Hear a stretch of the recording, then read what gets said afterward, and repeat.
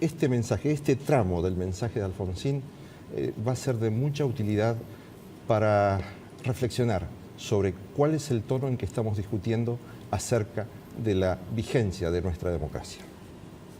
Yo recuerdo en el acto del Obelisco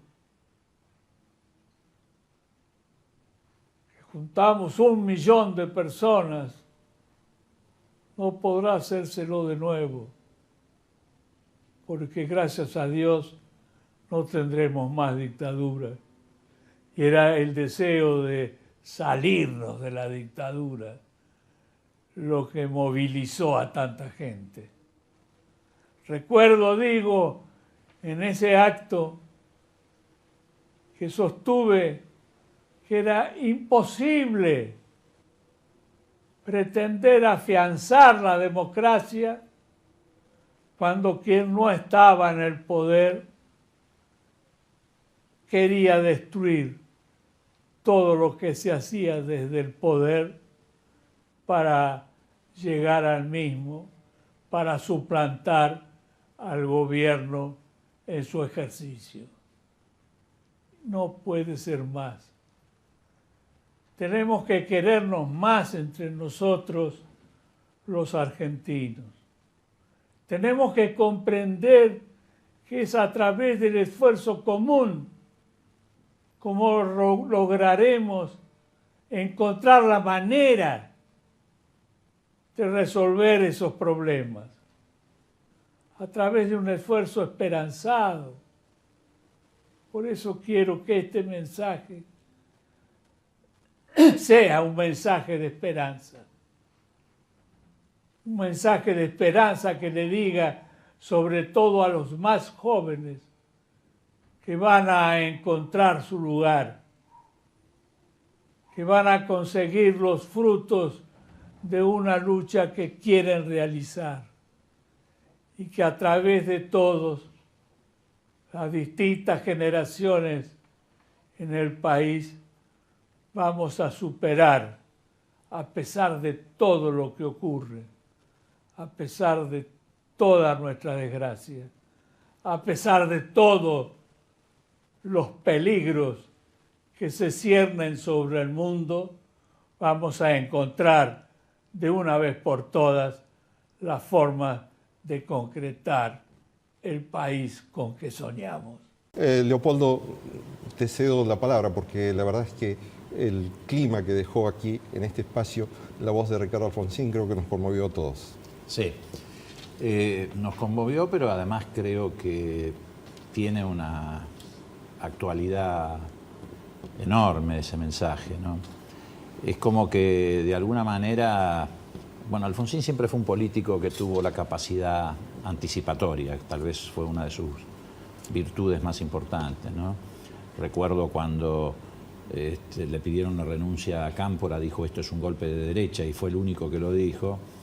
Y bueno, poco tiempo después, desgraciadamente, la realidad lo corroboró. Después se plantó frente al episodio de Malvinas, como ustedes recordarán. ¿Y por qué traigo a colación eso? Porque creo que este también es un mensaje con una enorme capacidad anticipatoria. Fíjense que ustedes que ahí dice, no es posible que los que no están en el poder traten de destruir todo lo que hacen los que están en el poder. Tal vez habría que agregarle naturalmente, pero no para enmendarle la plana a Alfonsín, ni mucho menos, que a su vez sería también muy bueno que los que están en el poder no tomen todo lo que dicen los que no están en el poder como un agravio o como un intento de erosionar, sino como un aporte. No siempre es así, pero... Y dice otra cosa muy importante, que los argentinos debemos aprender a querernos más entre nosotros mismos. Pero no es solamente un mensaje de paz que surge de un espíritu, digamos, abuenador. Me parece que es un mensaje político de alguien que sabe que es muy difícil fundar la democracia, pero también muy difícil sostenerla. Y que solo se puede sostener a través del diálogo y del disenso, que son las dos caras de una misma moneda, porque la democracia funciona de esa forma. Samuel Cabanchik, ¿cómo analiza desde su fuerza política, Proyecto Buenos Aires Federal, este periodo de democracia que nos está consolidando definitivamente como una sociedad institucionalizada en cada una de sus actividades. Antes algo del mensaje de Alfonsín, ¿no? Creo que muestra a un hombre con grandeza. Fíjense que dice, el millón de personas que convoqué, no los convoqué solamente yo, los convocó el repudio a la dictadura. Es decir, esa grandeza que tenía Alfonsín la transmite al comienzo mismo de ese trozo que ustedes han reproducido, ese pasaje. Y la segunda cuestión que quiero también destacar, además de las que ya Leopoldo Moró ha dicho, es también la esperanza. O sea, grandeza y esperanza. Son dos rasgos que tiene ese mensaje de Alfonsín que no debemos perder. Y se habló mucho de transición hacia la democracia. En la época de Alfonsín se habló de la época de la transición hacia una democracia afianzada.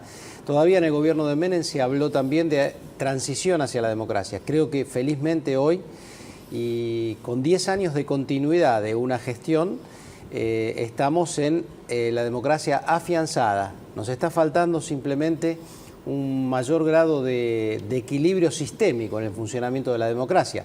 Por ejemplo, lo charlábamos antes de estar en cámara con Moró, yo decía, bueno, pero nos está faltando la transición en el sentido de que alguien le pase a una persona, a un representante de otra fuerza política en tranquilidad el mando, ¿no? Sin y eso tiene que ver... sin tensiones. Claro, o puede ser con conflictos, que es parte de la vida política, pero no conflictos que pongan en juego a la democracia como tal. Una cosa es el conflicto en la democracia y otra cosa es poner en riesgo a la propia democracia. Y yo creo que es un momento de la Argentina para que esas dos cosas estén bien separadas, bien distintas, y me parece que el recuerdo de Alfonsín, además su testimonio en ese momento, hacia el final de su vida, diciendo, por favor, que los otros, los que no están a cargo, no destruyan a los que están a cargo. Y me parece que es bueno complementarlo con la idea de que el que está a cargo abra el juego para gobernar conjuntamente con el que no está a cargo. Ahora, Leopoldo, ese juego del poder, ¿cómo se está distribuyendo por estas horas, digamos? ¿Quiénes son los que están reclamando? Dentro mismo del sistema que administra esos tres poderes, el ejecutivo, el legislativo y el judicial, ¿allí mismo hay algún escozor, algún reclamo? A ver, estamos viviendo una democracia muy intensa y por momentos tensa, digamos, ¿no? Entre otras cosas porque creo que, así como ocurrió en la primera etapa de esa transición a la que hacía referencia Samuel, que fue una transición muy particular porque fue la única transición no pactada de América Latina. Por eso también tuvimos muchas dificultades. Pero, bueno, tuvimos momentos de tensión con la corporación militar, con la corporación eclesiástica. Es natural que una democracia que felizmente nació con la vocación de quedarse para siempre, trate de liberarse de los tutelajes que en el pasado la habían limitado o incluso en muchos casos la habían directamente sustituido cuando esos grupos de poder creían que sus intereses estaban afectados. Es evidente que en este último tiempo la discusión está muy teñida por la tensión que hay entre el sistema político y una conformación oligopólica de medios que, bueno, se resiste a perder sus espacios de poder.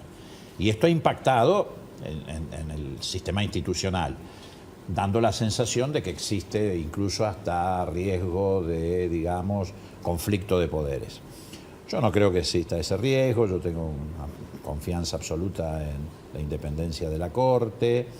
Lo que sí creo es que la justicia debería hacer una contribución tratando de, digamos, en la medida en que los procesos se lo permitan, acelerar una definición de fondo sobre una cuestión que está poniendo tensa a la discusión y al debate. No en riesgo el sistema democrático, como ya lo ha dicho Samuel, eso está totalmente descartado. Me parece un poco mucho que sobre una cuestión de constitucionalidad se tarde más de 3 años en tener una definición. No digo con esto que hay que saltar por encima de las garantías procesales y constitucionales que amparan a cualquier privado, pero me parece que la justicia también tiene una responsabilidad institucional. Se pronuncie como se pronuncie al final del camino. Yo creo en la constitucionalidad de esa ley, puede pronunciarse en otro sentido y yo seré muy respetuoso, pero tiene que pronunciarse. Samuel, de algún modo este aniversario, 29 aniversario de la democracia, nos encuentra en un momento en que se está reavivando el rol de cada uno de los tres poderes que constituyen la República. Sí, es muy importante concebir, o sea, recordar que nuestra democracia se da a sí misma en la Constitución, artículo primero, el régimen representativo, republicano y federal. Y nuestro republicanismo es el de la división de poderes. Y cada uno debe jugar su rol. Por ejemplo, el legislativo es el espacio político de la pluralidad de la representación en la Argentina. El ejecutivo es el espacio político del que ganó en una contienda. Y el judicial, si bien tiene origen político, porque surgen los jueces de la soberanía popular representada en el Congreso Nacional y en el Poder Ejecutivo Nacional, pero su rol no es político. Entonces, cada rol está perfectamente definido en una Constitución que tiene muchas cosas para cambiar, pero que también es muy sabia en muchas cosas. Y en este momento no hay que dudar, y estoy totalmente de acuerdo con lo que dice Moró en este punto. Es decir, yo también creo que es constitucional, por ejemplo, el artículo 161. Lo que discutimos cuando discutimos la ley de medios era el tiempo dado a lo que se llama habitualmente desinversión. Lo que estaba en discusión era la voluntad del Ejecutivo y de la mayoría parlamentaria en ese momento era 1 año para la desinversión. Y muchos decíamos 3 años. Ahora los 3 años de hecho ya han pasado. Entonces, seguir insistiendo en que un proceso de desinversión de un oligopolio es inconstitucional parece insensato. Yo creo que se va a determinar la constitucionalidad. Lo que a lo mejor debió ocurrir en ese momento era discutir con mayor tranquilidad un proceso más amplio y no hubiera dado a parar, digamos, esa discusión hoy en constitucional e inconstitucional, porque ¿cuál sería el argumento? Si hubiera dado 3 años o 5 años ese proceso, la transformación habría ocurrido igual en la Argentina y otras virtudes de la ley de medios hubieran podido estar en el primer plano, estando solo en el primer plano ahora en estos momentos, algo que es más bien empresarial que ideológico o cultural. Vamos a una pausa, pero antes del corte vamos a poner en la mesa un tema que tal vez muchos jóvenes no conocen. Antes de la democracia, quienes hacían las leyes eran 3 personas que eran una junta militar y 3 personas que eran la Comisión de Asesoramiento Legislativo. ¿Usted se acuerda de qué era la CAL, la Comisión de Asesoramiento Legislativo? Leopoldo Moró, con tu experiencia, fuiste de los legisladores de la primera tanda del Congreso Nacional en el año 83. ¿Conociste a algún miembro de la Comisión de Asesoramiento Legislativo que fue el poder legislativo de la dictadura? No. Para ilustración de los televidentes, como vos decís, hay que recordar que la CAL la integraba un representante por cada fuerza armada y ese era el cuerpo, digamos, legislativo. Pero no, yo obviamente no conocía a ninguno. Sí conocí, porque me tocó entrar en la Cámara en el año 83, algunos de los desaguisados que habían hecho, no solamente en materia legislativa, sino como por ejemplo llevarse algunos cuadros de Quinquela Martín, cortar algunas mesas históricas y llevarse pedazos de la mesa, o haber hecho desaparecer uno de los ejemplares originales de la Constitución Nacional. Pero eso es otra historia. ¿Ha sido válido este espacio para reflexionar lo que nos ha estado pasando en la democracia, recordar a quien denominamos el padre de la democracia como es Raúl Alfonsín? Pero ahora, ¿qué viene? ¿Cuál es la etapa en la que la conformación de espacios que debe generar este intercambio entre los ciudadanos comunes y el poder, como lo hemos estado pintando aquí? Para mí que, digamos, una asignatura pendiente que estamos en curso de sobrepasar en la democracia argentina es que las corporaciones, que las tendencias facciosas de la sociedad argentina, que las tiene y muchas, recordaba Moró antes la corporación militar, la corporación eclesiástica y también la corporación sindical, que jugó muy fuerte en la época de Alfonsín y frustró muchos desarrollos. Y hoy tenemos la corporación más mediática. Bueno, siempre hay un poder corporativo. Creo que estamos en caminos de afianzar que la política, el poder instituido políticamente por la voluntad popular, esté por encima de los intereses corporativos que han siempre tupacamarizado, digamos, al Estado argentino a lo largo de la historia. Y en lo económico nos está faltando un mayor desarrollo, sostener la inclusión social que ha venido dándose en estos años, pero se requiere mayor desarrollo, mayor producción, mayor desarrollo de riqueza interna en la Argentina. Creo que la Argentina tiene todo para ser un país mucho más fuerte de lo que hasta ahora ha conseguido ser, y es una asignatura pendiente aún, ¿no? Que la democracia nos permita finalmente lograr todos aquellos objetivos que decía Alfonsín, ¿no? Que Educar, con la democracia se come, se cura, se educa. Se come, se cura, se educa. Y que sea eso plenamente nos está faltando todavía. Hablaste de los temas económicos. Uno de los temas económicos que enfrentó Alfonsín desde el inicio de la democracia fue el tema de la deuda externa. Y tenía un gran personaje, que era ministro de Economía, que recuerdo que se sentaba frente a la mesa de negociadores del Club de París y les decía: ustedes son unos hijos de... nos quieren destruir como país. Sí, era Bernardo Grispo. El problema es que en esa etapa el contexto mundial y regional era absolutamente diferente, ¿no? O lo veíamos diferente, ¿no? No, era diferente. Teníamos a Pinochet en Chile, teníamos dictadura militar en Uruguay, en Brasil, en Bolivia y a Stroessner en Paraguay. Me acuerdo que uno de los primeros intentos que se hizo para abordar la problemática de la deuda fue tratar de conformar un club de deudores. Y fracasó estrepitosamente, porque todavía estaban en las dictaduras militares los ministros de Economía, que eran una especie de delegado del Fondo Monetario Internacional, así que mal podíamos armar el club de deudores, prácticamente no tuvimos adhesiones.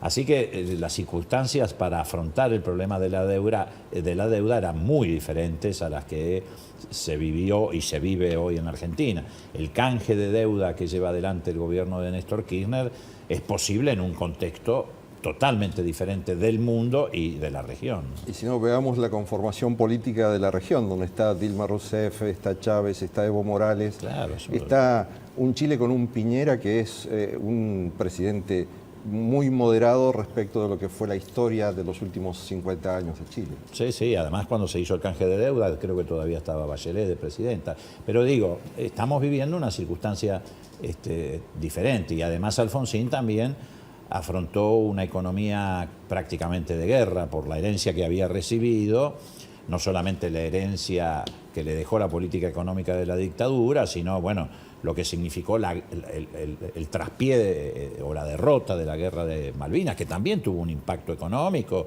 y sobre todo sobre los flujos de inversión. No fue una cuestión menor, digamos. Y bueno, además fue lo que se denominó la década perdida para América Latina. Los precios de los productos primarios estaban en el sótano, no por las nubes como están hoy. Y el Mercosur hoy tiene otro rol. Sí, bueno, no existía en aquel momento todavía el Mercosur. Pero la integración, ¿crees que se puede llegar a dar? Yo creo que el Mercosur está empantanado. Me parece que es necesario trabajar más firmemente para reanimarlo. Me parece que está bien ampliarlo, como se está haciendo con la inclusión de Venezuela y la probable inclusión de Bolivia como miembros plenos, pero me parece que hay que reanimarlo. Yo creo que el Mercosur está de alguna manera empantanado. Samuel Camachi, ¿qué se esperaría, qué se debe esperar de la democracia en el año 2013, que va a ser un año electoral, de renovación legislativa? Y lo que pasa es que en los años electorales el Congreso Nacional está muy atravesado por la construcción política electoralista, ¿no? Entonces, no sé hasta qué punto las transformaciones van a pasar tanto por el Congreso Nacional puertas adentro, sino más bien en una puja que debe fortalecer la democracia. Lo importante es que todas las candidaturas se resuelvan con estas internas abiertas que ya se ha estabilizado, que se ha generado para el turno electoral anterior, y que puede ayudar a fortalecer algo que está muy debilitado en la Argentina, los partidos políticos, ¿no? El partido político está fortalecido en el texto constitucional, pero debilitado en la realidad política. Así que espero que el 2013 sirva para recuperar fuerza a las representaciones políticas, que no sean solo personalistas, digamos.